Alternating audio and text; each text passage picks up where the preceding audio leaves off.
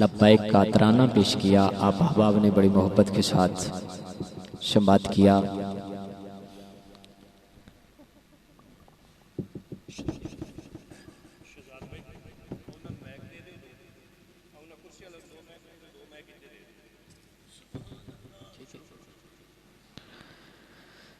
اب جامعہ سلمان دستگیر کے اندر جو طلبہ ہیں ان کا کمپٹیشن ہے، میں صدا دے رہا ہوں پیر طریقت رہبر شریعت شہزادہ غوث الورا فخر و سعادت قبلہ پیر سید پیر شاہ قطبی قادری کو، وہ بچوں کا کمپٹیشن کروائیں گے۔ آپ احباب محبت کے ساتھ نعرہ بلند کریں، نعرہ تکبیر، اونچی آواز کے ساتھ نعرہ رسالت۔ عشق نبی کی ایک یہ بھی نشانی دیکھی، جب لیا نام نبی تڑپ کر تو سنیوں کے بوڑھوں میں جوانی دیکھی۔ نعرہ رسالت، نعرہ رسالت، نعرہ حیدر، اللہ محمد چار یار حاجی خواجہ قطب فرید۔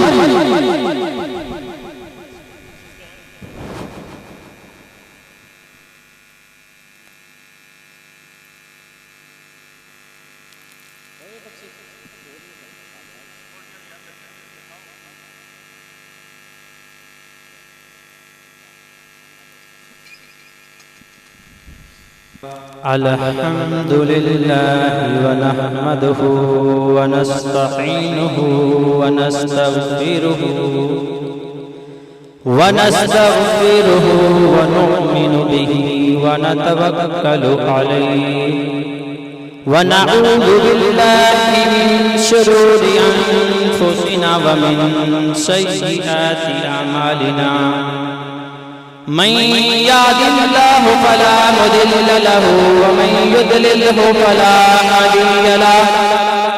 ونشهد أن لا إله إلا الله وحده لا شريك له، ونشهد أن محمدا عبده ورسوله، أما بعد فأعوذ بالله من الشيطان الرجيم، بسم الله الرحمن الرحيم، ورفعنا لك ذكرك، آمنت بالله صدق الله العظيم، وبلغنا رسوله النبي الكريم الأمين، ونحن على ذلك من الشاهدين والشاكرين، والحمد لله رب العالمين۔ إن الله وملائكته يصلون على النبي، يا أيها الذين آمنوا صلوا عليه وسلموا تسليما۔ تمام احباب الصلاة والسلام عليك يا سيدي يا رسول الله، الصلاة والسلام عليك يا سيدي يا حبيب الله، وعلى آلك وصحابك يا سيدي يا حضرت محمد رسول الله صلى الله عليه وآله وبارك وسلم۔ استاذ العلماء، فخر العلماء، شمس العلماء، خطیب اہل سنت، سرمایہ اہل سنت، مجاہد اہل سنت، حضرت علامہ مولانا مفتی قاری محمد شفیق چشتی صاحب مالیہ، اور انہوں نے نالی پیر طریقت رہبر شریعت حضور قبلہ پیر حافظ نذیر احمد صاحب، اور میرے برادر اکبر پیر طریقت رہبر شریعت حضرت علامہ مولانا صاحبزادہ پیر سردار علی قادری رضوی، میرے پیارے آقا دے غلاموں، اے ہستیاں، اللہ پاک ان کا سایہ ہم سب پر قائم و دائم فرمائے۔ آپ کے دور میں ایک مکمل عالم دین اور آپ کے علاقے میں موجود ہیں، مگر آپ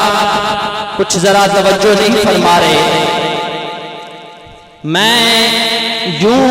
کہنا چاہتا ہوں کہ آپ کو بہت بہت مبارک ہو اس اہل علاقے والوں کو کہ جن کے دور کے اندر یا زمانے میں اتنے مجاہد عالم دین آپ کے اندر موجود ہیں، اور یقین جانو کہ بڑی محنت اور مشقت کے نال آپ کے طلباء کو محنت کرا رہے ہیں اور قرآن کی تعلیم دے رہے ہیں۔ چند لمحات پہلے بھی آپ نے اپنی آنکھوں سے دیکھا کہ ان کی انتھک محنتیں اور کوششیں رنگ لائیں اور نکے نکے نوجوانوں نے خوبصورت انداز میں ترانہ پیش کیا، اور انشاءاللہ چند لمحات کے بعد آپ یہ بھی دیکھو گے کہ یہ نوجوان جو بیٹھے ہیں بچے، چھوٹے چھوٹے بچے، ان سے ہم ذہنی آزمائش کے سوالات کرنے ہیں اور انہوں نے ہمیں جواب دینے ہیں، اور اس کے بعد یہ نوجوان بیٹھے ہیں، معصوم بچے ہیں، چھوٹے چھوٹے بچے ہیں، یہ 5 منٹ کے بیانات کریں گے اور آپ کو بتائیں گے کہ ان کے استاد محترم نے ان کے ساتھ کتنی محنت کی ہے۔ یقین جانو کہ آپ بہت خوشخبری کے لائق ہیں اور بہت آپ کو خوشخبری اور مبارکباد ہو۔ میرے آقا کے غلاموں 10 منٹ کی حاضری، اس کے بعد کمپٹیشن کے سوالات پوچھیں گے ان سے کہ کوئی نعت خواں، خطیب یا نقیب کہتا ہے کہ حضور کی ذات پر درود پاک پڑھیں تو آپ خاموش ہو جاتے ہیں،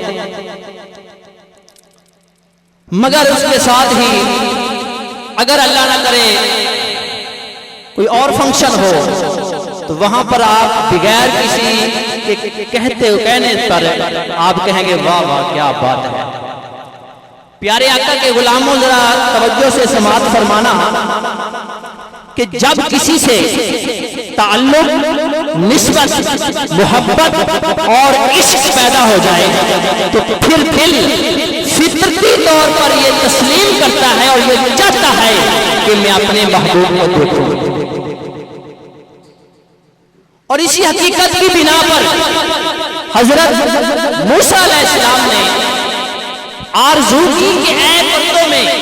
مجھ سے کلام کرنے والے رب ذرا سامنے آ میں تجھے دیکھ لوں۔ اگرچہ ایسے نہیں ہو سکتا تو یہ عاشق صادق یہ چاہتا ہے کہ میں اپنے محبوب کو یاد کروں اور میرا محبوب میری آرزو کو سنے۔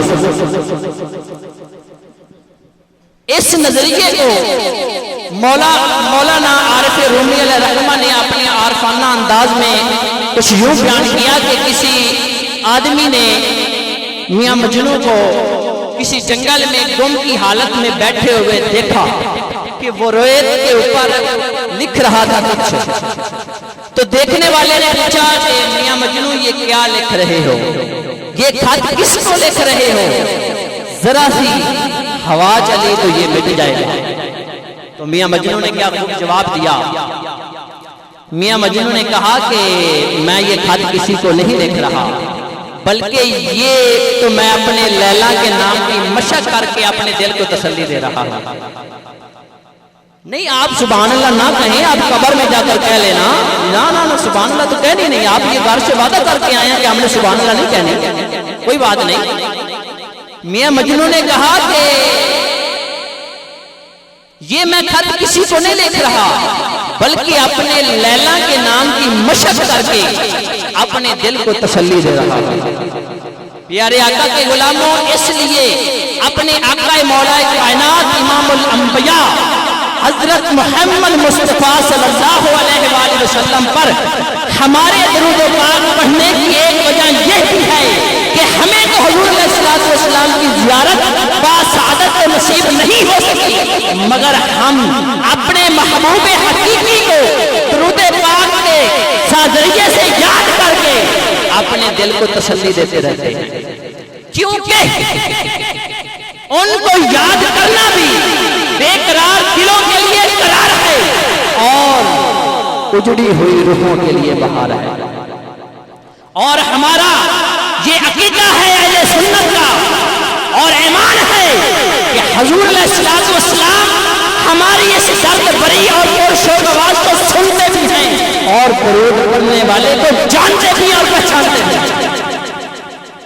آج کل اس ضلالت اور گمراہی کے دور میں ہر انسان پیارے آقا کے غلاموں سکون دل، اطمینان قلب، تسکین روح کا متلاشی ہے اور ان کے حصول کے لیے ہر ممکن کوشش کرتا پھرتا ہے، ان کے حصول کے لیے ہر ممکن کوشش کر رہا ہے۔ تو خدا تعالیٰ نے اپنے بندوں کو ان کا ذریعہ بتا دیا۔ اللہ نے فرمایا کہ اطمینان قلب، تسکین روح، سکون دل کوٹھیوں اور بنگلوں میں نہیں ملتا،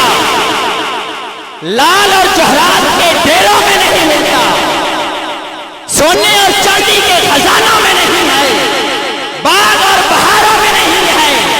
بلکہ فرمایا الا بذکر اللہ تطمئن القلوب، کہ اللہ کے ذکر میں ہے۔ پیارے آقا کے غلاموں ذرا سماعت فرمانا کہ اگر ذکر خدا باعث راحت قلب ہے، باعث اطمینان قلب ہے، تو پھر ذکر مصطفیٰ سکون دل اور راحت قلب کیوں نہیں؟ کیونکہ رب نے خود فرمایا، آپ سن رہے ہو یا سو گئے ہو؟ کیونکہ رب نے خود فرمایا وَرَفَعْنَا لَكَ ذِكْرَكَ، اے محبوب پاک ہم نے آپ کے ذکر کو بہت ہی بلند کر دیا ہے۔ اور یہی وجہ ہے کہ کوئی وقت، کوئی گھڑی، کوئی ساعت ایسی نہیں کہ جس پر آقا کریم علیہ السلام پر درود پاک کے موتی نشاور نہ ہوتے ہیں۔ اور پھر فعل شرعی کی جتنی قسمیں ہیں،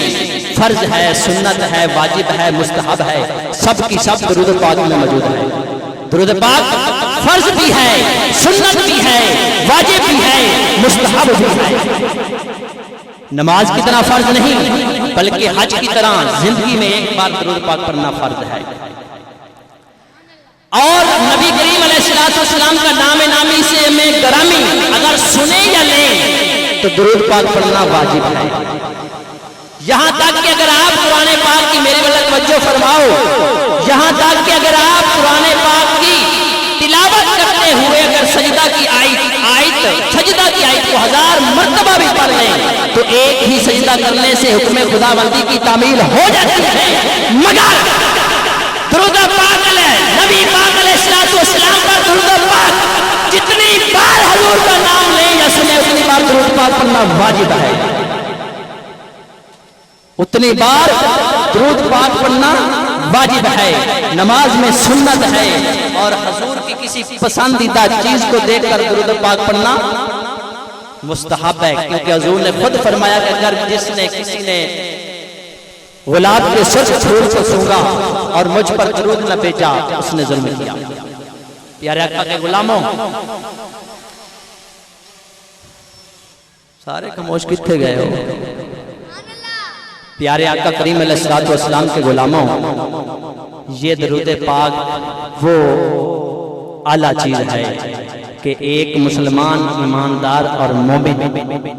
ایک واقعہ سنا کر بس کمپٹیشن کی طرف جا رہا ہو۔ مسلمان ایماندار اور پکا متقی تے پرہیزگار تے مومن ہر لمحہ درود پاک پڑھتا رہتا تھا، اور جس کسی کو بھی ملتا کہتا یار درود پاک پڑھا کرو، اس کی فضیلت سے ہر کام آسان ہو جاتا ہے۔ تو اس کا ایک ہمسایہ جو یہودی تھا، اس کا ایک ہمسایہ جو یہودی تھا، وہ ان کی یہ بات سن کر پریشان ہو گیا اور تھک گیا۔ اس نے کہا یار یہ ہر مرتبہ اور ہر لمحہ ہر وقت یہی کہتا ہے کہ درود پاک پڑھا کرو، اس کی برکت سے اور اس کی فضیلت سے ہر کام آسان ہو جاتا ہے، تو کہیں ایسا نہ ہو کہ میں ایسا کر دوں کہ یہ بات چھوڑ دے، کوئی نیا کام کر دوں۔ وہ سنیارے کے پاس گیا، اس نے کہا یار آپ ایک مجھے سونے کی انگوٹھی بنا کر دیں، مگر شرط یہ ہے کہ اس جیسی انگوٹھی آپ نے پہلے کبھی بنائی ہوئی نہ ہو۔ اس نے بنا کر دی، پیسے لے لے۔ وہ یہودی مسلمان کے گھر چلا گیا، کہتا یہ انگوٹھی سونے کی یا میں آپ کے پاس امانت رکھنا چاہتا ہوں، تو میں کہیں باہرلے ملک سے سفر کے لیے جا رہا ہوں، تو جب میں واپس آؤں گا تو آپ سے یہ انگوٹھی لے لوں گا، یہ میری امانت ہے، رکھ لیں۔ اس نے کہا جی بسم اللہ آپ رکھ لیں۔ اس نے انگوٹھی لی اور کمرے کے اندر رکھنے کے لیے گیا۔ میری آواز آ رہی ہے آپ تک؟ کمرے میں رکھنے کے لیے گیا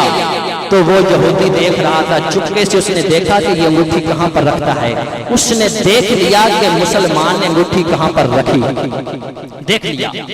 رات کو اس یہودی نے آ کر وہ انگوٹھی چرا لی۔ آج یہ ہوائی جہاز کا دور ہے، اس وقت وہ بحری جہاز کا دور تھا۔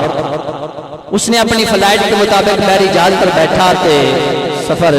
کرنا شروع کیا، تو درمیانے سمندر کسی رستے میں آ کر جہاں پر دیکھا بھی یہاں پر گہرا پانی ہے، اس نے وہ انگوٹھی سونے کی نکالی جیب سے اور گرا دی سمندر میں۔ چند دنوں کے بعد جب واپس آیا اس نے کہا لے بھائی اب یہ انگوٹھی جو سونے کی ہے یہ تو سمندر میں نے پھینک دی، وہاں سے تو نہیں مل سکتی، تو میں اب پوچھوں گا مسلمان سے کہ میری انگوٹھی امانت دے، تو مسلمان کہے گا کہ مجھ سے گم ہو گئی ہے، میں ڈنڈورا پھیر دوں گا کہ مسلمانوں دیکھو تم اتنے بے ایمان ہو گئے ہو، میری امانت کھا گئے ہو۔ وہ چلتا چلتا مسلمان کے گھر آیا، مسلمان سے کہا کہ مجھے یہ سونے کی انگوٹھی دے جو میں نے آپ کو امانت دی تھی۔ جب وہ اس کے گھر گیا اس سے پہلے مسلمان کی بیوی نے مسلمان کو کہا کہ آج آپ کھانے کے لیے کچھ لے کر آئیں۔ وہ گیا بازار سے اس نے ایک مچھلی خریدی۔ کیا کیا؟ مچھلی خریدی، خرید کر گھر لے آیا، اپنی بیوی کے حوالے کر دیا۔ بیوی نے گھر مچھلی کا پیٹ چاک کیا، باہر سے وہ یہودی آ گیا، آپ نہیں سن سکو گے، باہر سے یہودی آ گیا، مچھلی بیوی کو دے دی، بیوی نے کمرے میں بیٹھ کر اس کا پیٹ چاک کیا، مسلمان یہودی نے دستخط دے، مسلمان باہر آیا، اس نے کہا یار میں واپس آ گیا ہوں، مجھے میری انگوٹھی لا کر دے۔ وہ گھر گیا، جس جگہ پر انگوٹھی رکھی تھی وہاں سے تلاش کرنے لگا مگر انگوٹھی نہ مل سکی، مگر انگوٹھی نہ ملی، پریشان تو ظاہری بات ہوا ہوگا، مگر اس کا ایمان بھی تھا نا کہ حضور پاک پر درود پاک پڑھنے سے ہر کام آسان ہو جاتا ہے۔ ظاہری بات اس نے درود پاک پڑھا، بہر یہودی بڑا خوش تھا کہ آج انگوٹھی نہیں ملے گی۔ اتنی دیر میں بیوی نے کہا اپنے خامند کو آواز دی کہ ادھر آئیں، جب وہ آیا اس نے کہا اے میرے شوہر اس بیوی ایسا مچھلی کے پیٹ سے یہ انگوٹھی نکلی ہے، یہ وہی سونے کی انگوٹھی ہے جو یہودی نے ہمارے پاس امانت رکھی تھی، یہ وہی سونے کی انگوٹھی ہے جو یہودی نے ہمارے پاس بطور امانت رکھی تھی، یار یہ کہاں چلی گئی؟ بہرحال اس نے بات کو ختم کیا، انگوٹھی لی اس یہودی کے ہاتھ پر رکھ دی، لے یہ تمہاری امانت ہے، لے یہ تمہاری امانت ہے۔ وہ یہودی دیکھ کر پریشان ہو گیا،